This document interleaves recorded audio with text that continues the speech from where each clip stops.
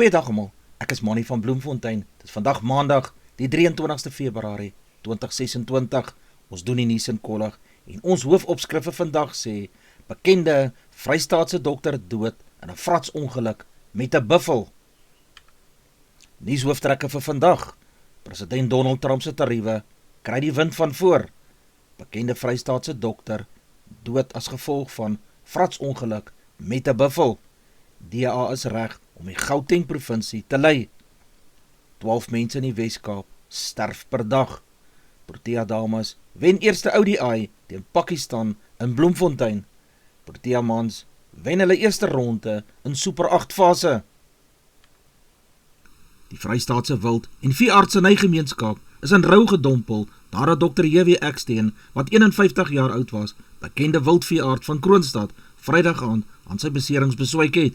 Daar is vroeër berig dat Eksteen op maandag 9 Februarie tydens 'n wildvangoperasie in die Vrystaat in 'n fratsongeluk deur 'n buffel beseer is. Hy is in 'n kritieke toestand na die Medikliniek Hospitaal in Bloemfontein gehaas, waar hy onder verdowing in 'n waakeenheid behandel is. Kollegas en vriendes het intussen op sosiale media 'n gebedsketting versoek en hulle ondersteuning aan sy familie betuig. Sy betrokkenheid by die Kroonstad Dierhospitaal het hom oor jare heen in noue kontak gebring met boere, wildboere en teelers in die streek. Buffels veral tydens hantering en verdowing word as uiters gevaarlik beskou en kan onvoorspelbaar optree, selfs in beheerde omgewings met ervare spanne. Reëlings vir sy begrafnis is nog nie getref nie. Baie sterkte vir hierdie dokter se familie. Plaaslike ekonome in Suid-Afrika en ander lande moenie te vinnig opgewonde raak oor die Kwansy bloedneus wat die Amerikaanse president toegedien is deur die Amerikaanse Hooggeregshof, Amerika se hoogste hof, sy bogenoemde beveiligingstariewe onwettig verklaar het. Suid-Afrika, wat hulle geruime tyd onder groot diplomatieke spanning met die Trump-administrasie verkeer, is een van die lande wat die swaarste belas is met 'n invoertarief van 30% op al sy uitvoere na Amerika. Die hof se meerderheidsuitspraak van 6-3 beteken Suid-Afrika se 30% invoertarief is nie meer geldig nie. Kort na die beslissing het Trump artikel 122 van die Handelswet van 1974 gebruik om wêreldwyd 'n onmiddellike tarief van 15% op invoere van alle lande na Amerika te hef. As hierdie nuwe tarief van 15% op langtermyn geld, is dit goeie nuus vir die Suid-Afrikaners. Die werklikheid is dat enige buitelandse belegger in Amerika nou baie versigtiger sal wees met sy kapitaal. Ons moet besef Amerika se onlangse optrede met verskeie handelsvennote nou gedryf om ooreenkomste met lande soos China aan te gaan wat hulle nooit voorheen sou oorweeg het nie. Boonop is Suid-Afrika se voortgesette deelname aan AGOA afsonderlike beleidskwessie wat verdere onsekerheid beteken. Daar lê taai onderhandelinge tussen Suid-Afrika en Amerika voor. Die DA is gereed om munisipaliteite in Gauteng te lei, so het Solly Msimanga, DA-leier in Gauteng Saterdag gesê, toe die party sy kandidaat vir die munisipaliteite Randwes, Randfontein, Merafong, Carletonville, Vogwil en Kutsong en Mogale City, wat Kreersdorp insluit, bekendgestel het. Carlos Rebelo is aangewys as sy kandidaat vir Merafong, terwyl Tyron Gray in Mogale City die DA aan die burgemeesterstoel gaan probeer kry. Jacques Julius is die kandidaat vir die Wesrandse munisipaliteit. Die DA het Helen Zille, voorsitter van sy federale raad, aangewys as burgemeesterskandidaat vir Johannesburg, terwyl Herman Mashaba, Action SA-leier, haar teenstaan in die Goudstad. Kiesers in Gauteng moet kies op grond van wie doeltreffende munisipaliteite bestuur en die DA is die beste keuse as inwoners dienslewering in die Wesrand wil verseker. Die rol van die Suid-Afrikaanse Nasionale Weermag, die SANW, is belangrik vir die land se veiligheid. So het president Cyril Ramaphosa Saterdag in sy toespraak by die viering van Weermagdag in Thohoyandou, Limpopo gesê: ons weermag moet aanpas in 'n tyd waar die staat se hulpbronne beperk is, het Ramaphosa, die opperbevelvoerder van die weermag, Saterdag gesê. Volgens Ramaphosa word daar planne beraam om die gapings in finansiering van die weermag aan te pak, sowel as om 'n meer doeltreffende mag te help skep. Dit is volgens hom ook vir die land 'n geleentheid om huidige soldate te eer vir hulle opoffering en ook te dink aan weermaglede wat onlangs hulle lewens verloor het. Hy die weermag vir hulle diens en dapperheid bedank. Hy het Saterdag ook verwys na interne bedreigings wat die land in die gesig staar. Hy het die jeug genooi om 'n loopbaan in die weermag te oorweeg. Die Britse regering oorweeg wetgewing om Andrew Mountbatten Windsor uit die koninklike opvolglyn te verwyder. Andrew die broer van koning Charles III is tans 8ste in die opvolgingslyn ondanks die feit dat hy verlede jaar in sy titels gestroop is, te midde van druk oor sy verbintenis met die veroordeelde pedofiel finansier Jeffrey Epstein. Hy is donderdag na 11 ure in aanhouding vrygelaat, terwyl 'n ondersoek na beweerde wangedrag in 'n openbare amp voortduur. Altesaam 1157 moorde in net 3 maande beteken dat gemiddeld 12 mense per dag in die Wes-Kaap sterf. Die meeste van die moorde is gepleeg in Mfuleni 75, Nyanga 70, Delft 58, Gugulethu 52, Khayelitsha 50 en Kraaifontein 46. Van die 1157 moorde was 257 bendeverwant en 668 van die moorde is gepleeg in openbare ruimtes soos strate, oop velde, ontspanningssentrums, parke, strande en parkeerareas. Daar was 31.399 kontakmisdrywe gewees en 1.157 moorde in 3 maande. Dit is benewens die 1.211 gevalle van poging tot moord wat aangemeld is. Dit beteken volgens die munisipaliteit dat daar 'n 5,4% toename was in gevalle van poging tot moord in vergelyking met dieselfde tydperk die vorige jaar. Wat die DA al bekommerd maak, is dat 644 van die 1157 moorde wat gepleeg is deur mense wat vuurwapens gebruik het, en in 713 van hierdie gevalle van poging tot moord was vuurwapens ook betrokke gewees, het sy gesê. Die eerste miljoen dosisse back-and-closure-enstof het in Suid-Afrika aangekom. Die minister van Landbou, John Steenhuisen, het by die ontvangs van die eerste besending van die Argentynse maatskappy Biogenesis Bigo gesê, boere die afgelope weke en maande ontsettend swaar gekry, maar die land het nou vir die eerste keer in 3 dekades die uitvoerdersplan en die nodige hulpmiddels het om die virus stelselmatig te kan beveg. Munisipale gebiede is in primêre, sekondêre en tersiêre risikozones verdeel, met die grootste fokus op gebiede waar die virus tans die vinnigste versprei het. Provinsies wat die swaarste getref is, insluitend KwaZulu-Natal, die Vrystaat en Noordwes, asook dele van Mpumalanga, sal die grootste deel van die eerste besending kan ontvang. Die Buffalo City Metro gaan 'n reeks openbare vergaderings hou oor talle beoogde veranderings aan straat en plekname in sy munisipale gebied. Dit sluit die naam van die munisipaliteit self in. Ons Londen voorgestelde naam is Koegompo City, is een van hierdie dorpe. Meer as 21.000 mense het reeds 'n aanlyn petisie van die DA teen die naamveranderinge van verskeie Oos-Kaapse dorpe aangeteken. Die DA voer aan onder meer dat naamverandering mense verdeel en dat die regering eerder daarop moet fokus om mense se lewens te verander plek van name van stede. Die lys van plekname is op die Metro se Facebookblad beskikbaar. Sedert 2009 is enige onderneming met 'n omset van meer as 1 miljoen rand per jaar verplig om vir BTW te registreer, maar op daardie kerf is die afgelope 17 jaar nooit weer aangepas nie. As jy 'n koffiewinkel besit of elektriesien is byvoorbeeld, beteken dit as jy 1 miljoen rand se omset in 'n jaar verdien, is jou maandelikse inkomste net so wat R84.000. Wanneer 'n KMO verplig word om vir BTW te registreer, styg sy koste reeds met 15% die huidige BTW-koers.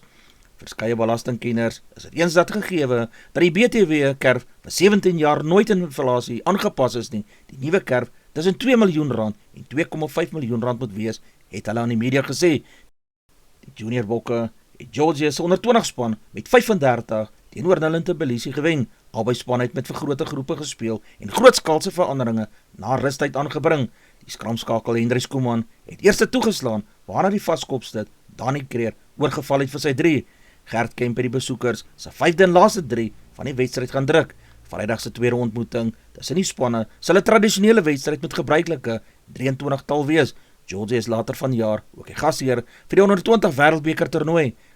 Engeland se vertoning in sy pak sla met 21-42 op Twickenham teen Ierland Saterdag was 'n kombinasie van tegniese en taktiese mislukkings, maar die oorheersende gevoel is dat die besoekers meer doelgerigtheid getoon het in alles wat hulle op die veld gedoen het. Steve Bothwick, afrigter van Engeland, sê sy span het die prys betaal omdat hulle nie 'n vroeë druk in punte kon omskakel het nie. Nou na 2 nederlae gaan mense ander dinge oor hierdie span sê. Dit gaan ook nie die waarheid wees, het hy gesê.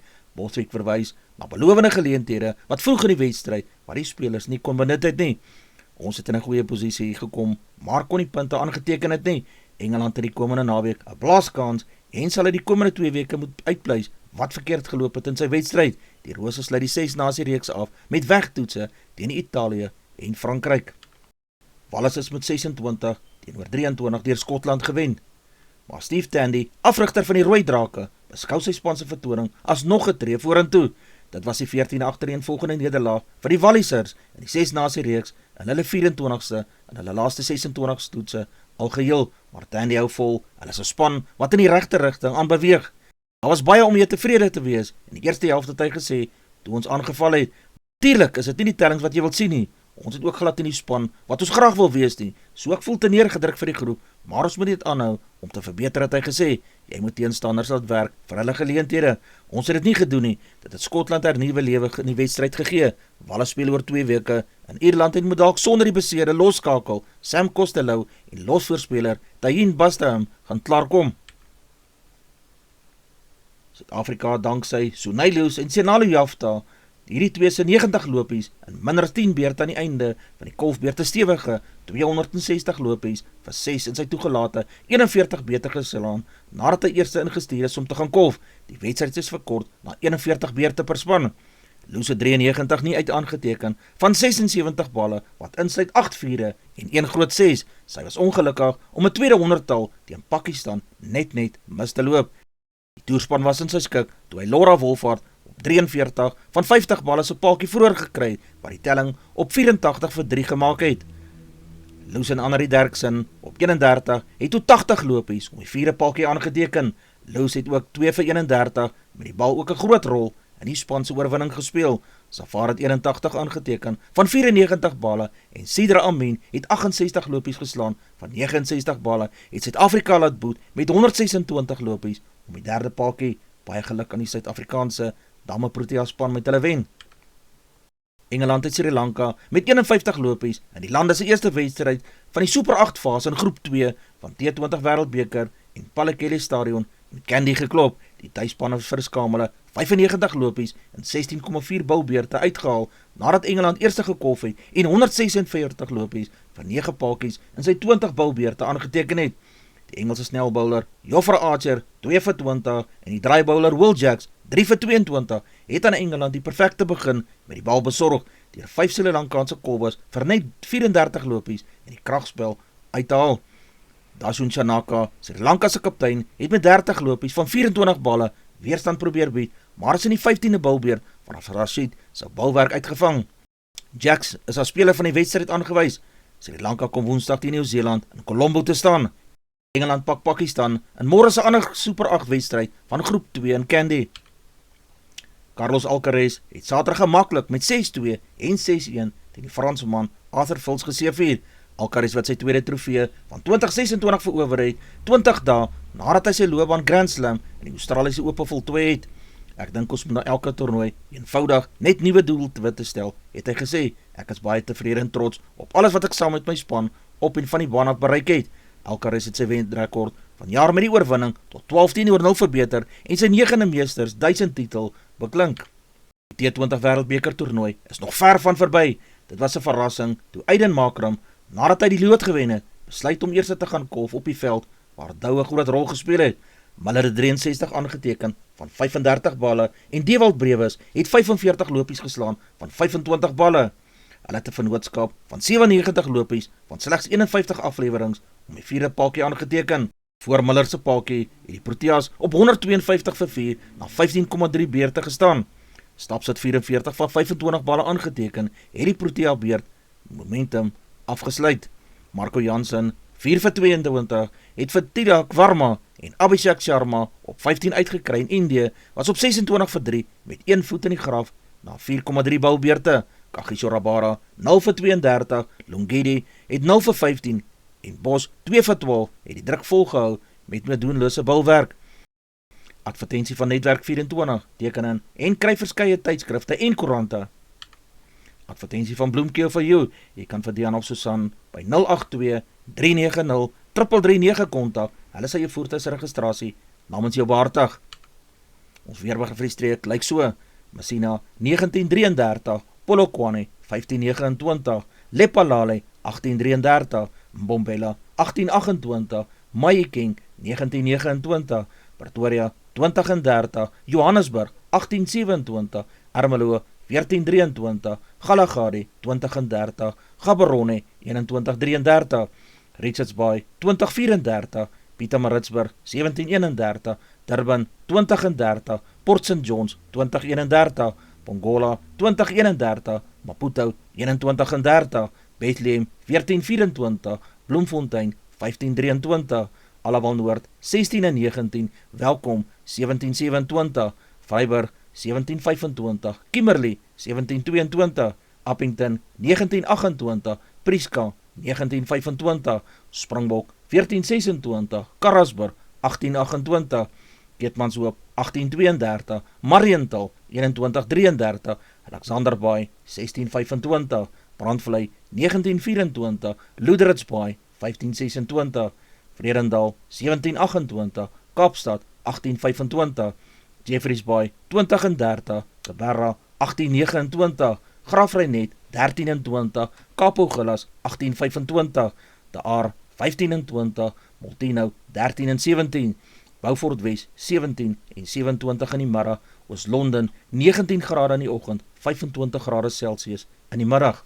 Die markte vir die dag lyk so: die rand verhandel teen R16.04 teenoor Amerikaanse dollar, die Australiese dollar kos R11.36, 'n euro kos R18.89, 'n pond verhandel teen R21.62, 'n yen kos 10 sent, platinum per fyn ons is $2,176, palladium per fyn ons is $1,780, silwer per ons is $84.57, goud per fyn ons is $5,109, Brent olie per vat is $71.76. Gedagte vir die dag.